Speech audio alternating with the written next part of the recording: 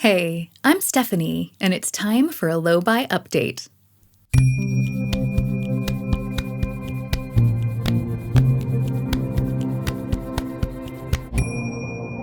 Welcome to yet another exciting episode of I'm Not Buying Stuff for a Year. If you've been following me for a while, then you already know that I am currently on a low buy, or what some people would call a replacements-only no-buy, for the entire year of 2022. And this project encompasses all things beauty and style, so that means I'm not buying any makeup, skincare, hair care, clothing, accessories, the works. And the reason I call it a low buy and not a no-buy normally is because although I'm not buying anything this year, there are a very few specific exceptions. And one of those exceptions, when I am allowed to purchase things, took place between now and my last update. So we're going to be talking a lot about that today. Before we jump into things, just in case you're new here, hello and welcome. If you enjoy a thoughtful take on beauty and style content that also includes moments of reflection like this one, then make sure you press that subscribe button, ring the notification bell, and tickle the like button so that you'll see more videos like this. Now, let's dive right in. My last low buy update was in June, and I realized that was a while back, so I will link that video and the entire low buy playlist in the show notes and the cards in case you'd like to catch up or remind yourself of what's been going on. But basically, I didn't really have that much to say. I did try to record a low buy update in July, and I just realized I had nothing to talk about. My summer schedule was really chaotic, and so whether I had been on a low buy or a no buy or not, there was no way I was going to be buying anything because I just didn't have time to think about things like makeup or clothing or style. So that made it really easy. So I guess if you're looking for a tip for your next low buy, then just book your calendar filled with non-style related things so that you don't have time to breathe, and then you should be fine. But I can report on the juiciest part of the summer, which was my family vacation. And this is the exceptional case I mentioned before. According to the rules that I created for myself for this low buy to guide my behavior this year, I was allowed to pause and forget my low buy during my vacation. And I don't believe that was in conflict with my main purpose for this low buy. Now, everybody has different reasons for doing projects like this, but my particular reason was because I wanted to better learn how to use, appreciate, and curate the beautiful things that I already have. And those are hard lessons to learn when you're constantly being distracted by new things. And that's why I used this low buy project as a way for me to put a pause on incoming stuff. So I view this year as an opportunity for me to slow down and intentionally shift my focus from chasing things to enjoying things, from the joy of the hunt to reveling in the spoils of the hunt. Although now that I said that metaphor out loud, it kind of makes me sound like I'm out there hunting for eyeshadow palettes with a bow and arrow. Don't get me wrong, if that's what it took to get eyeshadow palettes, I would be Katniss Everdeen.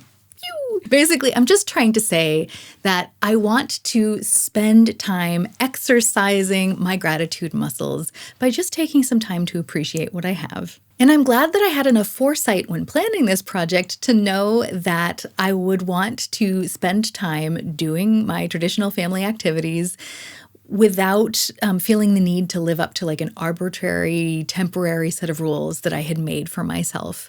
Plus, the brief respite from this project actually gave me some new perspective thanks to the contrast, so that was an unexpected benefit. I found some really nice souvenirs and some particularly special items on my trip, but I'm not going to share them in this video simply because I don't want to turn it into a haul.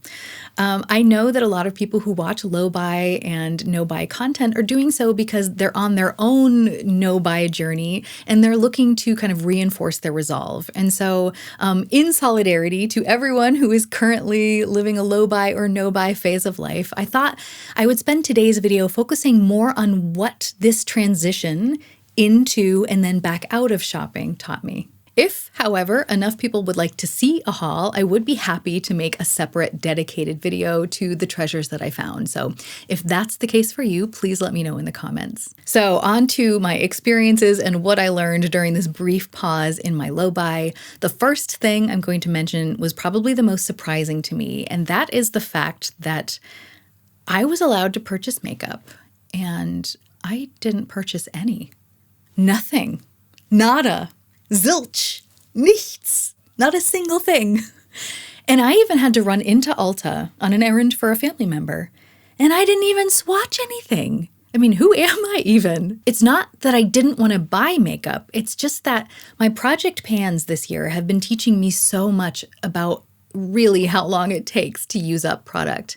And this summer just didn't feel like the right time to purchase makeup just because I could.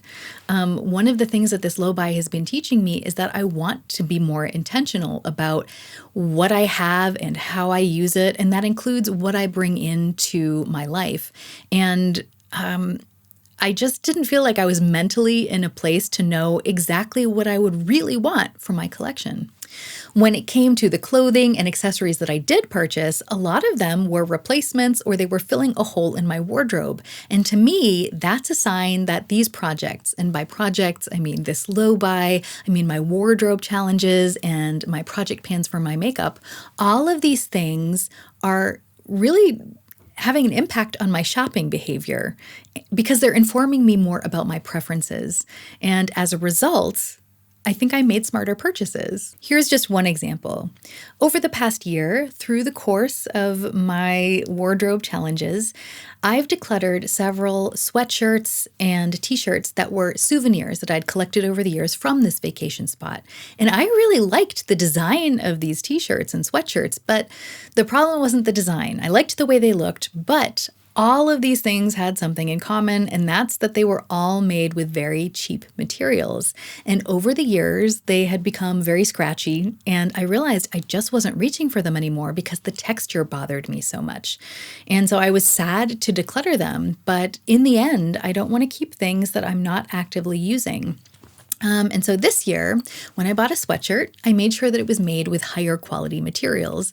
And yes, it cost more money, but at the same time, it's going to offer me more joy for years to come because it's going to stay soft and cozy and it's going to be something that I want to wear. Another realization I had this summer was just how recreational of an activity shopping is for me. And I'm trying to figure out why. I think there's a lot of reasons why, but one of them that kind of stuck out to me in this particular context was how vividly the shop owners of these tiny local shops kind of like came out when I looked at the way they curated their merchandise. Some of them were featuring local artists. Some of them were artisans themselves, and they were kind of, showing off their wares. And other people were showing off local businesses or female designers, or they had different themes. And it really showed me how beautiful it was to see all these individual items creating a whole, and how interesting and vibrant that whole was, and how much it reflected the personality of the person who put that together. There are so many different types of creativity that inspire me: music, choreography, cinematography, writing, painting, and now, as I've come to realize, curation. Curation is a creative endeavor. And these boutique owners are geniuses at it. It's not just the individual items they choose, it's the whole that these individual items create and how they interact as that whole. And that really excites me. Once I realized just how much creative energy goes into curation, I all of a sudden got very excited to come home and curate my own stuff. A lot of this year for me has involved decluttering, and I think that it's been useful, it's been necessary, it has taught me a lot, but at the same time, it's always had kind of a negative connotation because there's always a little voice in the back of my head asking me, but what happens if you need that later and you don't have it anymore? Or what if that shade of lipstick is actually your perfect nude and you just haven't realized it yet? But if I start to view the curation of my closet and my vanity as a creative mission and decluttering as an integral part of that mission, then I become emboldened. I begin to make braver decisions that will ultimately serve me better. So with this mindset, I have been starting to go through my makeup again, and I am slowly getting better at letting things go if they don't perfectly suit my tastes, even if they happen to be beautiful products. Because I now know that I want to curate the things that I have to be a better expression of me, the me I am today, not the me I'm going to be 2 years from now, because who knows who she'll be.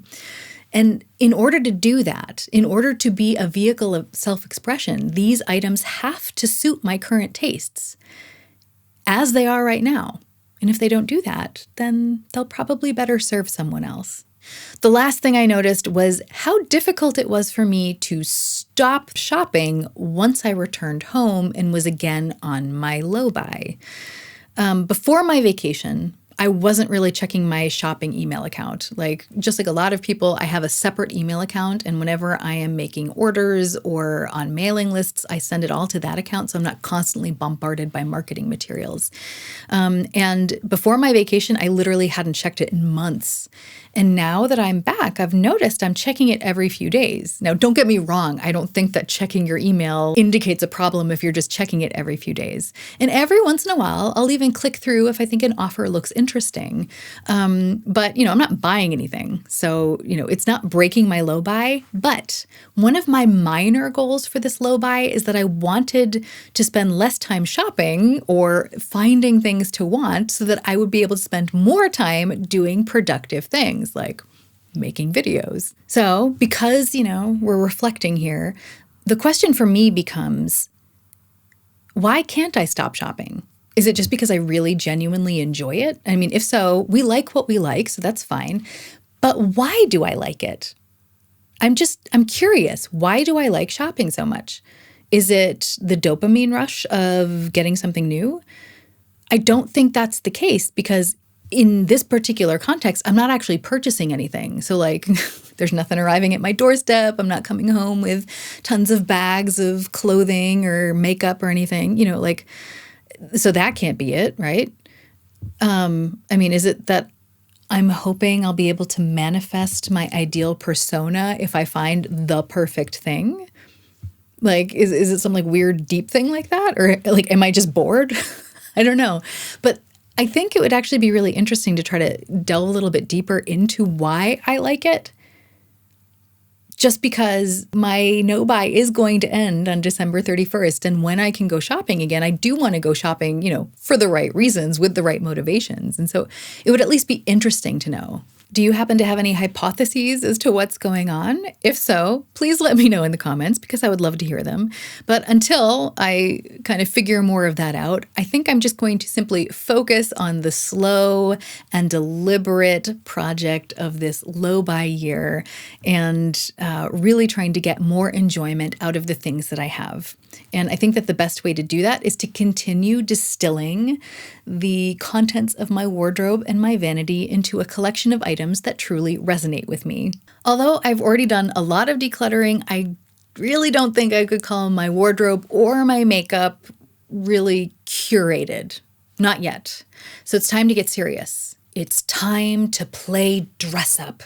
So to sum things up, this permitted exception to my low buy was a very informative experience. So I'm glad that I wrote it into the rules at the beginning of the year. And the remainder of my low buy is still intact. So I have made it to almost the end of October with an intact low buy. Yay!